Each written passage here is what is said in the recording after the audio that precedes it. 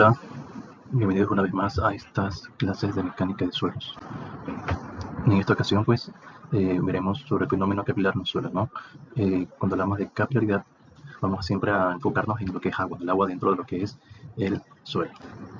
Vamos a comprender el fenómeno capilar, definir qué es el fenómeno, explicar sus principios básicos, relacionar la capilaridad con los tipos de suelo, ¿sí? Explorar el impacto en la arquitectura, ¿no? Un poquito pues vamos a ver de estas cosas.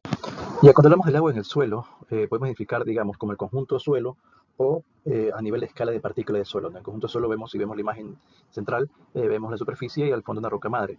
Entonces, identificamos que hay una zona saturada y una zona no saturada. El límite entre la zona saturada y la no saturada se conoce como nivel freático. Es decir, el nivel freático es aquel límite en el cual, como una altura, una cota debajo de ese nivel freático tendremos una zona de suelo saturado. Y encima pues tenemos una zona pues ya de una zona sin saturación, o sea, no quiere decir que no tenga agua, tiene humedad, pero no está pues saturada, ¿no? Entonces el agua que ingresa en esta parte de la zona no saturada puede ser por infiltración, por capilaridad, continua o discontinua, o el agua libre gravitacional, que es la zona ya saturada, ¿no? Que permanece aquí. A nivel de partículas de suelo, vemos que el agua puede ser higroscópica, pelicular y humedad de poros. Si vemos a las partículas de la figura de la derecha, en la partícula sólida, tenemos una partícula sólida. Alrededor de la partícula sólida hay una película de agua, por eso se llama agua pelicular, que es la que se adhiere. Y después de la partícula sólida hay una capa de agua higroscópica. Esta capa de agua higroscópica genera pues los canales capilares, ¿no? Digamos, en esta imagen que también se le encontró, se ven, ¿no?, las partículas de suelo, se ve el agua higroscópica que rodea la partícula de suelo y tenemos pues el agua capilar, ¿no?, que es el agua que transita por estas rutas que hay, ¿no? Estas sombritas blancas es la humedad de poros, sí, pero perdón, es los espacios de vacío, ¿no? ¿Cómo le entra el agua al suelo? Para eso nos guiamos de este pequeño esquema del ciclo del agua, ¿no? Vemos que el agua que contiene los océanos por tema de temperaturas y presiones pues se evapora y asciende pues hasta un nivel en el cual ya se condensa en las nubes. Vemos que también por los bosques, ya en tierra, pues también hay una evapotranspiración. Y también vemos que en las nevadas hay una sublimación. Todas estas son fuentes que generan que el agua en estado líquido pase a un estado gaseoso, ¿no? Y se condense en las nubes.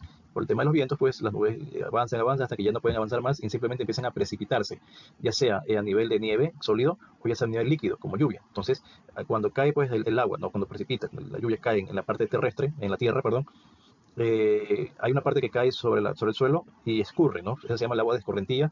Hay otra parte que cae en los cuerpos de agua, ¿sí? Y hay otra parte, pues, que cae, que no escurre, sino que se filtra dentro del suelo, ¿no?, en el subsuelo. Y eso es lo que son los canales o los pequeños depósitos de agua subterránea que tenemos, ¿no?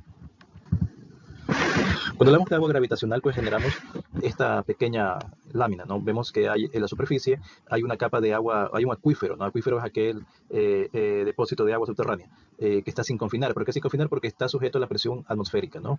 Sin embargo, más por debajo, más profundo, tenemos ya más acuíferos, pero ya están confinados, que quiere decir que ya no están afectados por la presión atmosférica, ¿sí?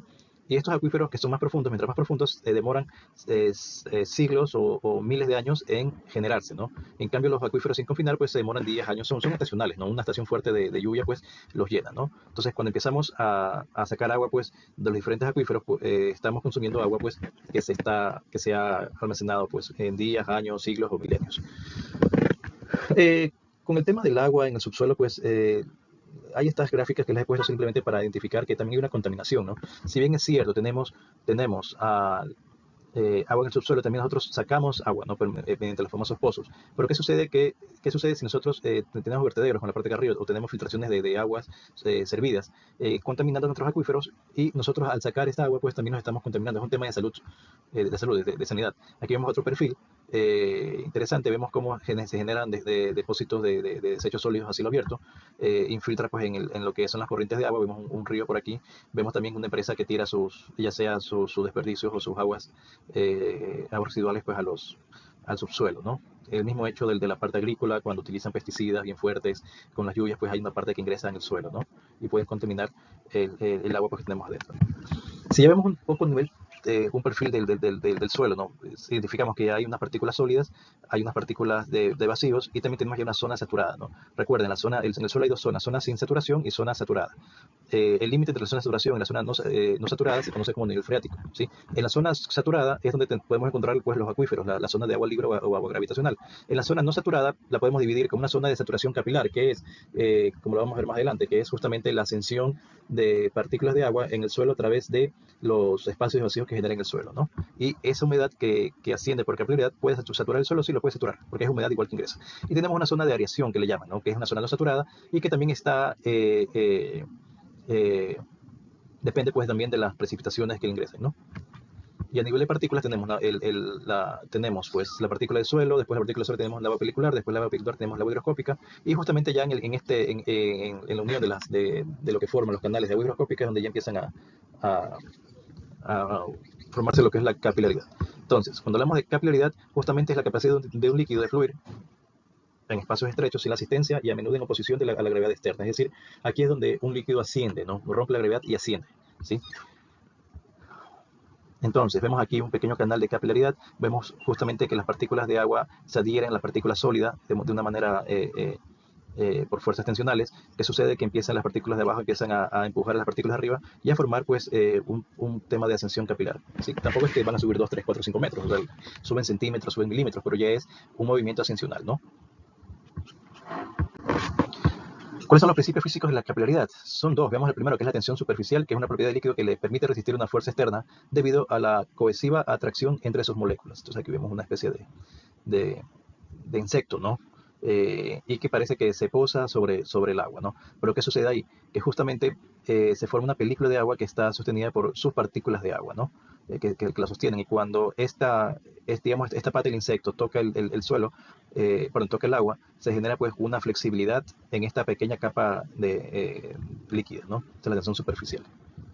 Entonces, justamente hay una fuerza cohesiva que no es muy fuerte, pero no es muy grande, ¿no? Pero permite este tipo de eventos también, ¿no? También tenemos lo que es la adhesión y la cohesión. La adhesión es la atracción entre las moléculas de agua y las partículas de suelo, que justamente es donde está el agua pelicular, y la cohesión es la atracción entre las moléculas de agua, que es donde está el agua hidroscópica, ¿no? Entonces aquí tenemos un pequeño gráfico entre consistencia y humedad, ¿no? Tenemos que el componente del suelo, cuando es consistencia dura, pues vemos que es seca, y cuando ya, según los límites de Atreber, vemos de seca hasta saturada, ¿no? Entonces, justamente vemos cuál es el máximo nivel de cohesión y cuál es el máximo nivel de adhesión. Cohesión entre las moléculas de agua y adhesión entre las moléculas de agua y de suelo. ¿Cómo afecta la capilaridad en los suelos? Básicamente es con la capilaridad le agrega humedad al suelo. Cuando le agrega humedad al suelo, pues ahí ya empieza a derivarse, pues en el suelo se vuelve menos compacto, más blando, qué sé yo, disminuye la capacidad portante. Entonces, cuando el agua asciende a través de los ductos capilares del suelo, lo que afecta es, cambia la humedad hasta lo puede hasta saturar, ¿no? Ya. Entonces, sus propiedades físicas y mecánicas cambian. Aquí vemos tres tipos de materiales, ¿no? Vemos, está en el suelo, vemos la humedad que está pues ascendente. Digamos, en esta parte de aquí, en este tipo de material, el agua puede ascender, ¿no? Afectando también digamos, al murito. Ya, en el suelo, aquí vemos otro tipo de capilaridad, pero aquí vemos pues otro material que es más impermeable. Entonces, ¿qué sucede? Pues que el agua al querer ascender, al no poder, simplemente se genera va en otra dirección, ¿no? Es una columna de piedra calcárea, es una columna de piedra caliza y mortero de cal, esta es una columna de ladrillo y mortero de cemento, ¿no? Esta es la que generalmente tenemos, ¿no? Las paredes son de ladrillos o de bloques y unidas con morteros, ¿no? Entonces por eso es que vemos también las famosas paredes que se vuelven en la parte baja cafés, amarillas o con verdes con el tema del moho, ¿no? Cuando hablamos de capilaridad, también tenemos ciertas características técnicas, ¿no? Digamos, en este gráfico de acá abajo, inferior, vemos tres tubos dentro del mismo reservorio, y vemos que hay unas diferentes alturas de agua, ¿no? Son tubos abiertos, ¿no? Entonces decimos, allá el tubo más, digamos, el tubo con un diámetro mayor subió menos y un tubo con diámetro menor subió más. ¿Qué sucede ahí? No es, probablemente el volumen siga siendo el mismo, pero la altura diferencia. ¿Y por qué diferencia la altura? Porque la altura capilar, ¿sí? La altura capilar HC, como vemos en el gráfico acá arriba, está en función del diámetro, ¿no? La altura capilar está en función de la tensión superficial y es inversamente proporcional al diámetro. Y por multiplicado el coseno de alfa, ¿no? Que es lo que vemos aquí.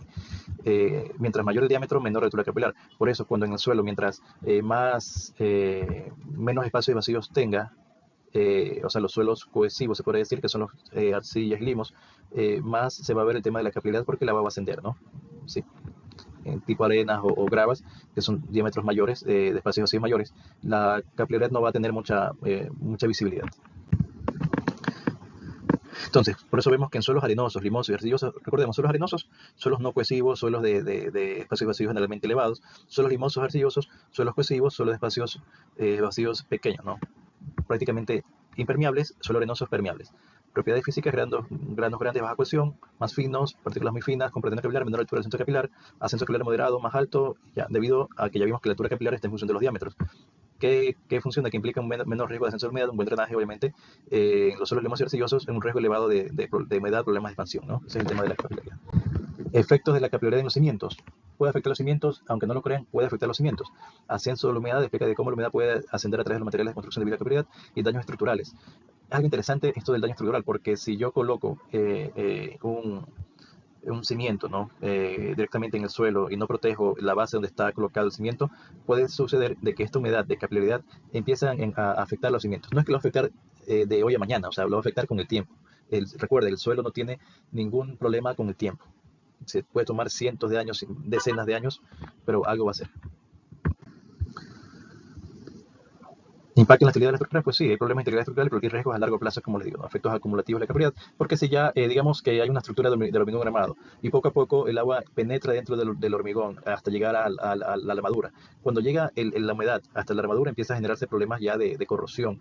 Y recordemos que los problemas de corrosión, estos problemas químicos, reacciones químicos, generan desintegración de la materia, ¿sí? De la parte sólida, y generamos espacios de vacíos. Y al identificar este tipo de problemas, pues ya sabemos quizás qué tipo de prevenciones o soluciones tengamos, ¿no? Diseño de cimientos, técnicas para minimizar el impacto de la capilaridad, como barreras impermeables y drenajes adecuados, selección de materiales resistentes a la humedad y prácticas de construcción que reduzcan la absorción capilar, ¿no? Cuando el tema de cimentaciones, sí es bueno tener cuidado con todas estas partes, ¿no? Aquí vamos a ver ciertas gráficas, ¿no? Que los he cogido de diferentes lados de Google. Vemos aquí el tema de la capilaridad, la parte exterior, la parte interior. Vemos cómo la humedad puede ascender dentro del muro. Puede ser que quizás no es que afecte a la estructura, pero ya afecta el muro, que es de mampostería, ¿no? Vemos aquí también cuando un muro, y este muro que tiene que contener el suelo, en el gráfico de la derecha superior, vemos que cuando está directamente colocada en el suelo, empiezan estos problemas de capilaridad, ¿no? Ya. En gráfico de derecha inferior vemos quizás una pequeña técnica, ¿no? Si yo sé que ya me va a ingresar lo que es la capilaridad, yo genero una pequeña cámara. ¿Para qué? Para conducir ese líquido al donde yo quiero conducirlo. Puede ser una técnica. Y en la gráfica inferior de la izquierda vemos que también todo problema de humedad en la planta baja de una edificación es directamente relacionado, pues, al suelo, obviamente, ¿no? Pero también yo puedo, por si acaso, tener problemas de humedad en la planta alta de una edificación.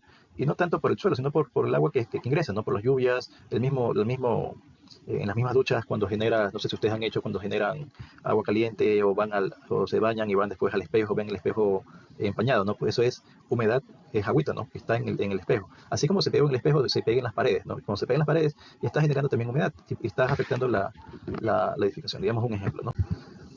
Aquí sí les pido, pues, que revisen los videos que vamos a ver, las diapositivas, pero en el caso de la torre de Pisa es un caso muy, muy, muy, muy interesante referente a lo que es la capilaridad. Más que la capilaridad, identificamos siempre el tema de qué es la humedad en el suelo, ¿no?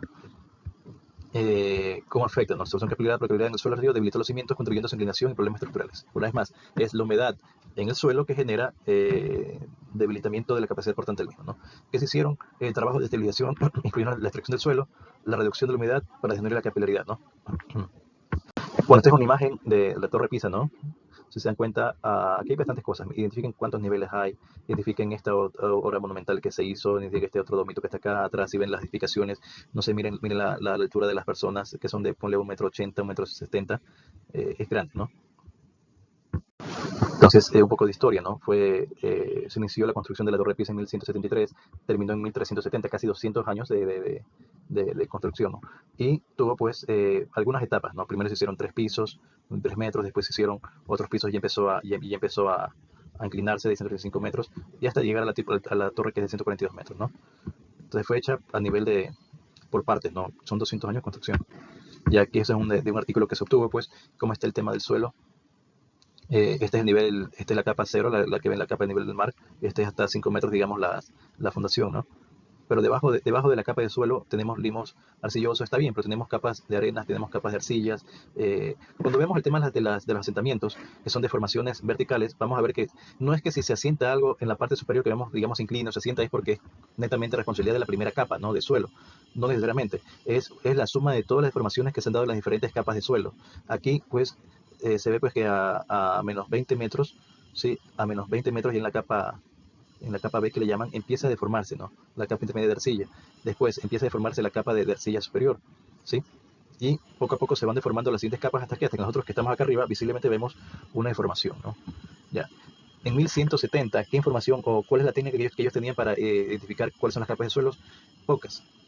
A lo sumo hicieron una cimentación de 5 metros de profundidad. Y 5 metros es bastante, ¿no? Para ese tiempo.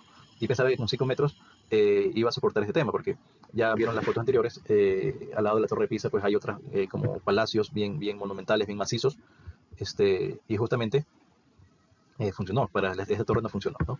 El tema de la capilaridad.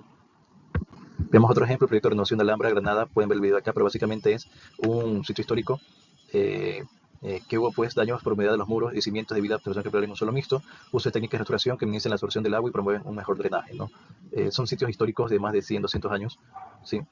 Vemos también otro caso de estudio, les vi en el video pues el Palacio de Westminster en Londres, donde está el Parlamento británico. También la humedad ascendente afectó las paredes y cimientos del edificio, construido sobre suelos arcillosos y el río Támesis, fue reconstruido, ¿no?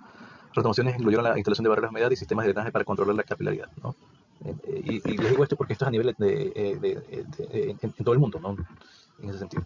Bueno, ¿qué hacemos con la capilaridad? Ya un poco ya identificamos qué es la ascensión del agua en el suelo, que le agrega humedad al suelo. Esa humedad, que significa que con el paso del tiempo puede hasta saturarse y genera pues o problemas de formaciones verticales en los suelos o si esa humedad ingresa en la estructura pues afecta las cimentaciones. Vemos pues ¿qué se puede hacer? Poner barreras de humedad, uso de materiales impermeables para prevenir la ascensión de la humedad, ejemplo, láminas de polietileno, membranas impermeabilizantes, ¿no? Se puede colocar en los cimientos, por eso pues en los cimientos se coloca una pequeña capa de mortero de una lechada, ¿no? Que se llama un replantillo, como para generar una impermeabilidad justamente en el suelo donde va a estar colocado el cimiento, ¿no? También se pueden generar estos sistemas de drenaje y desagüe para desviar el agua lejos de los cimientos. Esto generalmente se hace también en muros de contención, ¿no? Ustedes se han visto los muros de contención, pues, donde el agua, yo la quiero canalizar hacia donde yo la quiero y ustedes ven que hay muritos que tienen diferentes huequitos, orificios, y por ahí siempre sale agua, ¿no? Es un poco diseñado pues para que el agua drene, ¿no? Y no se comprometa la estructura, ¿no?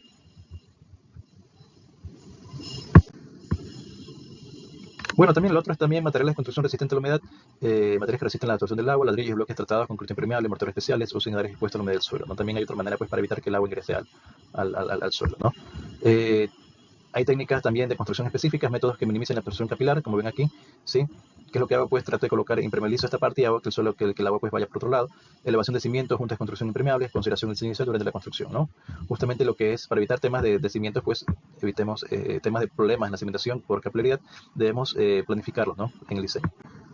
Y por último, si ya se tiene pues la parte ya elaborada, mantenimiento y evaluación de las edificaciones, inspecciones regulares, identificar si hay problemas de humedad, si hay compañías pues que identifiquen el tema de la humedad y empiezan pues a generar pues soluciones, ¿no? Ya sean eh, eh, químicas, soluciones eléctricas para controlar lo que es el agua, ¿no? Bueno, con esto pues terminamos, espero que haya sido de su agrado. Hasta una siguiente ocasión, nos vemos.